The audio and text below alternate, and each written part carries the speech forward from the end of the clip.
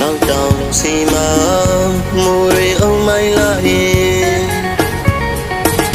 ဒီနေ့ကတရားတစ်ခုကိုသတိရသလိုဖြစ်နေပြန်ပြီလေရွှေမုံမင်းကိုမရွာပါနဲ့လို့တောင်းမရသေး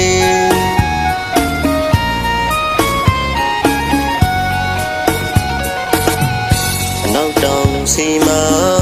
မူရီအောင်မိုင်းလာရင်ဒီနေ့ကတရားတစ်ခုကိုသတိရသလို